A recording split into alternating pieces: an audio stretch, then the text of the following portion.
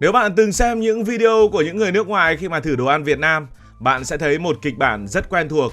Ban đầu họ háo hức, tò mò, ví dụ Việt Nam nổi tiếng ẩm thực mà, chắc chắn là ngon lắm. Nhưng rồi chỉ cần một đĩa bún đậu mắm tôm xuất hiện hoặc một quả trứng vịt lộn được bóc ra là mọi thứ bắt đầu chuyển hướng. Ánh mắt từ tò mò chuyển sang nghi ngờ, nụ cười dần đông cứng và đôi khi có người xin rút lui ngay tại chỗ. Nhưng điều thú vị là cũng chính những món ăn khiến họ khóc thét đó lại là thứ khiến họ nhớ nhất khi rời Việt Nam. Nó giống như một cú sốc văn hóa, nhưng lại là cú sốc mà ai trải qua rồi cũng không thể quên được. Ẩm thực Việt Nam có rất nhiều điều khiến cho phương Tây phải thảng thốt. Nó là sự pha trộn của mùi mạnh, vị đậm, của kết cấu lạ và đôi khi là của những nguyên liệu khiến người nước ngoài phải đặt câu hỏi: người Việt thực sự ăn cái này à? Và trong video ngày hôm nay, chúng ta sẽ cùng đi qua một hành trình rất đặc biệt. Những món ăn Việt Nam khiến người nước ngoài phải cân nhắc lại niềm tin vào ẩm thực của mình. Đầu tiên phải nói đến mắm tôm. Mắm tôm không phải là món ăn mà mắm tôm nó là một trải nghiệm. Với người Việt, đặc biệt là những ai mê bún đậu, mắm tôm giống như linh hồn của cả món ăn. Không có mắm tôm, bún đậu chỉ là một đĩa vô hồn. Nhưng với người nước ngoài, mắm tôm lại là thứ khiến họ phải suy nghĩ lại về cuộc đời. Cái đặc biệt của mắm tôm nằm ở mùi. Nó không phải là tanh nhẹ nhẹ như là cá, mà là một mùi rất nồng, rất sâu, rất đậm đặc. Có người mô tả nó giống như một thứ gì đó đã lên men quá lâu, đến mức vượt qua cả giới hạn bình thường. Lý do thì nằm ở cách làm. Mắm tôm được ủ từ tôm với muối trong thời gian dài, có khi lên đến vài tháng. Trong quá trình đó, protein bị phân hủy, tạo ra những hợp chất có mùi rất mạnh. Với người quen đó là mùi thơm, thêm một tí chanh, thêm một tí quất nữa thì tuyệt vời.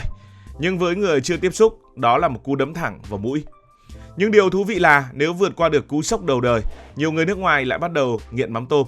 Họ nhận ra rằng khi ăn cùng bún, đậu, thịt luộc, rau sống, mắm tôm không còn có mùi khó chịu nữa mà trở thành một thứ nước chấm cực kỳ phức tạp, đậm đà và gây nghiện. Nó giống như lần đầu uống cà phê đen, đắng, khó uống, nhưng rồi một ngày bạn lại không thể thiếu nó. Nếu mắm tôm là thử thách về mùi thì trứng vịt lộn lại là thử thách về mặt tâm lý. Vì đây không chỉ là một quả trứng, nó là một sinh vật đang phát triển. Khi bóc ra, bạn không chỉ thấy lòng đỏ mà còn nhìn thấy hình dạng của một con vịt con, có đầu, có mỏ, có xương. Với người Việt Nam, điều này hoàn toàn bình thường, thậm chí còn được xem là bổ dưỡng, giàu protein và tốt cho sức khỏe. Nhưng với người phương Tây, nơi mà trứng luôn gắn liền với hình ảnh sạch sẽ đơn giản, thì trứng vịt lộn khiến họ gây sốc. Nhiều người không dám nhìn chứ chưa nói đến ăn. Có người thử một miếng rồi dừng lại, nhưng cũng có những người sau khi vượt qua được rào cản tâm lý lại bắt đầu cảm nhận được vị ngon rất riêng của nó, béo, bùi, đậm đà. Thực ra câu chuyện ở đây không chỉ là món ăn, nó là sự khác biệt trong cách nhìn nhận món ăn giữa các nền văn hóa.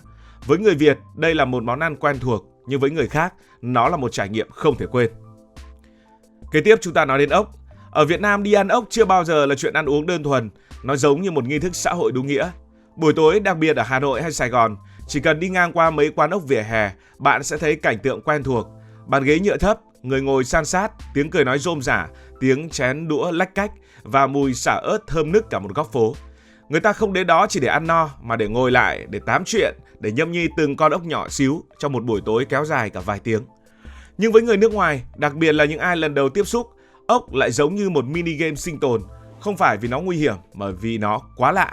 Từ hình dạng bên ngoài cho đến cách ăn, tất cả đều không giống những gì họ từng biết.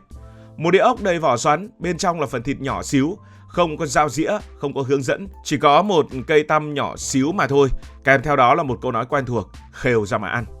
Và thế là bắt đầu một hành trình đầy thử thách.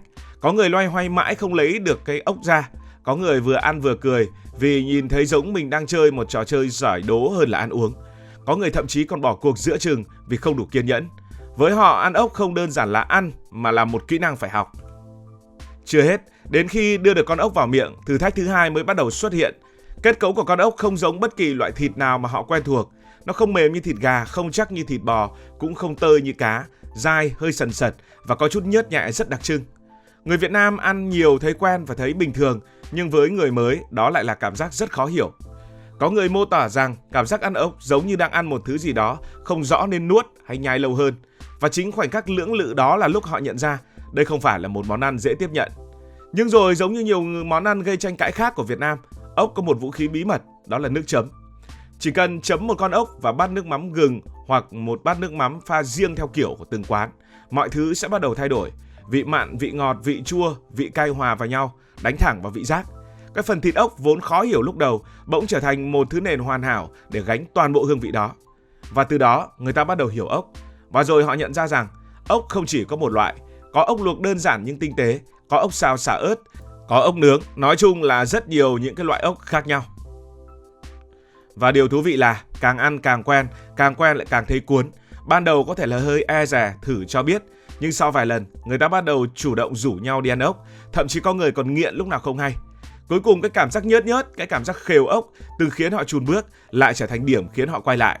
Và đó chính là điều đặc biệt của ốc, một món ăn mà bạn không yêu ngay từ đầu, nhưng nếu yêu rồi thì rất khó mà dứt ra. Nếu ốc là thử thách về cảm giác thì nậm pịa lại là một thử thách về tâm lý. Đây là món ăn của người đồng bào vùng Tây Bắc Việt Nam, chỉ cần nghe cách làm thôi cũng đủ khiến nhiều người muốn quay xe ngay. Vì thành phần đặc trưng nhất của nậm pịa chính là pịa. Pịa là phần dịch trong ruột non của động vật, thường là những con ăn cỏ, ví dụ như là dê chẳng hạn. Đến đây thôi nhiều người nước ngoài bắt đầu mất bình tĩnh rồi. Món này thường được nấu thành dạng đặc sệt, hơi giống súp nhưng đặc hơn và màu nâu sẫm, bên trong có thịt, nội tạng và nhiều gia vị của núi rừng. Mùi của nó tất nhiên là không dễ chịu, mà là một dạng mùi rất mạnh, rất lạ, pha giữa đắng, béo và hơi ngai ngái của mùi phân non. Và cú sốc lớn nhất nằm ở phần vị. Nậm pịa thì đắng, không phải là đắng nhẹ như cà phê, mà là một cái đắng rất rõ, đắng ơi là đắng. Với người chưa quen, đó là cảm giác gần như không thể nuốt nổi. Có người thử xong chỉ biết im lặng vài giây rồi lắc đầu. Nhưng với người bản địa, đó lại là một món ăn cực kỳ đặc biệt. Họ không ăn vì ngon mà vì cái hậu vị rất sâu. Sau cái đắng ban đầu, vị béo bắt đầu lan tỏa ra, để lại một cảm giác rất đặc biệt mà không giống món nào cả. Nậm pịa giống như một thử thách, ai vượt qua được sẽ bước vào một level khác của ẩm thực, bởi vì thậm chí nhiều người Việt Nam cũng không ăn nổi. Có một điều thú vị nữa, trong nhiều món ăn Việt Nam, mùi không chỉ là một phần, nó là một phần chính cơ. Cá khô, mắm cá là ví dụ rõ ràng nhất. Chỉ cần mở ra là cả căn phòng thay đổi, mùi lan nhanh, mạnh và rất đặc trưng. Với người Việt đó là mùi của bữa cơm của quê nhà, nhưng với người nước ngoài đó có thể là một trải nghiệm hơi quá tải. Tuy nhiên giống như nhiều món khác, khi ăn cùng cơm nóng kết hợp đúng cách, họ bắt đầu hiểu ra cái mùi ban đầu khó chịu lại chuyển thành một hương vị rất đã. Vấn đề chỉ là vượt qua được bước ban đầu. Ở nhiều nơi ở trên thế giới thì côn trùng được xem là thực phẩm của tương lai, nhưng ở Việt Nam nó đã là thực phẩm từ rất lâu rồi. Dế rán, nhộng tằm, ếch xào và những món liên quan đến côn trùng, chứ không chỉ là côn trùng đâu. Tất cả đều là những món ăn quen thuộc với nhiều người. Nhưng với người phương Tây đó lại là một thử thách tâm lý rất lớn. Vì hình ảnh của những con vật này không gắn liền với việc ăn uống, nó gắn với tự nhiên hoặc thậm chí là nỗi sợ. Nhưng một khi đã thử, nhiều người lại bất ngờ vì thực ra chúng không đáng sợ như tưởng tượng, thậm chí là còn ngon, và thế là một định kiến nữa lại bị phá vỡ. Ẩm thực Việt Nam có một triết lý rất rõ ràng, đó là không lãng phí. Những phần mà nhiều nơi bỏ đi, Việt Nam lại trở thành đặc sản. Chân gà, lòng lợn là một ví dụ điển hình. Với nhiều người nước ngoài, việc ăn những phần này là điều khá lạ vì họ quen với miếng thịt đầy đủ, đẹp, sạch và dễ ăn. Còn những thành phần như là lòng, gan, phèo thường bị né tránh.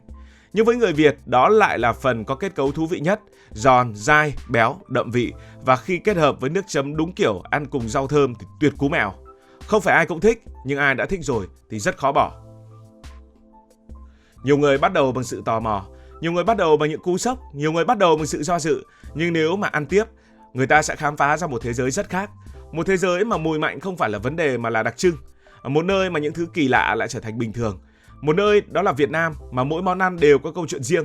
Và cuối cùng, người ta mới nhận ra một điều đơn giản. Không phải món ăn thay đổi mà là cách bạn nhìn nhận nó. Và đó chính là lý do rất nhiều người nước ngoài sau khi khóc thét ở ngày đầu tiên lại quay trở về Việt Nam chỉ để ăn thêm một lần nữa. Nếu cảm thấy thú vị, bạn hãy nhấn nút like và đăng ký kênh. Hẹn gặp lại trong những video kế tiếp.